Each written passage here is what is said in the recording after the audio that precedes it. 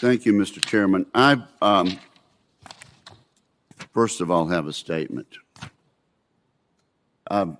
The Undersecretary, in his prepared remarks on page 3, talks about the work of the department is far from over. We're examining and learning from the past, reckoning with the uncomfortable truth that despite decades and billions of dollars of U.S. investment, the Afghan military evaporated in the face of the Taliban assault.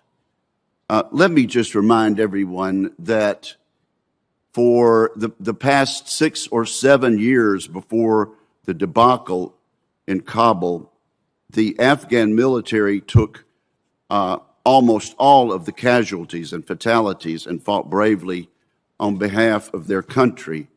And General Mingus, I appreciate the fact that you've been deployed a number of times and have served in dangerous situations.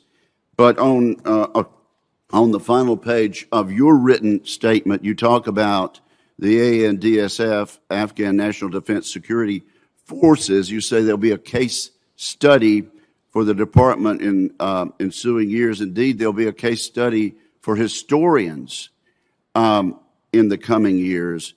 And you make this statement: while we cannot and will never be able to instill the will to fight, we can and will take the opportunity to better understand, and so forth. May I suggest that both of those statements are unworthy of the Secretary of Defense for Policy of this administration or of the Director of Operations for the Joint Staff.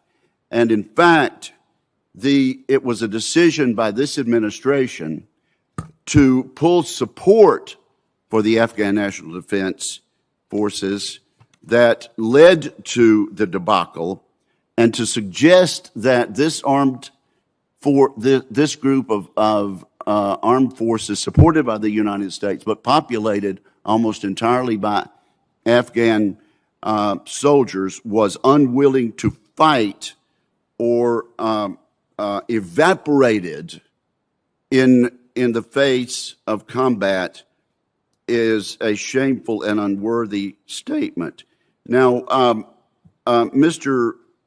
Secretary, on August 10th, the White House said that President Biden believed that it's not inevitable that the Taliban takes over Kabul or the country, and I'm quoting directly. 5 days later, we abandoned the embassy in Kabul. Do you think this sent a signal to the Afghan National Defense Forces that we were out of there and that they could not depend on us anymore? And was that part of was the abandonment of the embassy part of the troop withdrawal plans? It was not part of the plan. The embassy was evacuated once the ANDSF had essentially already collapsed. So starting on or about August 11th, you saw a cascade of provincial capitals that culminated in the Taliban entering Kabul. The ANDSF evaporated. President Ghani left the country on the 15th, and we moved our diplomats to the airport. General Mingus, who took the vast majority of the casualties in combat from, say, 2014 to the abandonment of Kabul? It was the Afghan National Security Forces. Okay. Do you think it is fair to suggest that they did not have the will to fight? We cannot, never will be able to instill the will to fight. Is that a fair statement, General? Sir, I agree how the chairman and the secretary qualified when we talked about this very topic during their testimony. The leadership and the will to fight, when we pulled off at the tactical level from an advisory perspective several years ago, our visibility in terms of the condition of the Afghan National Security Forces became less and less.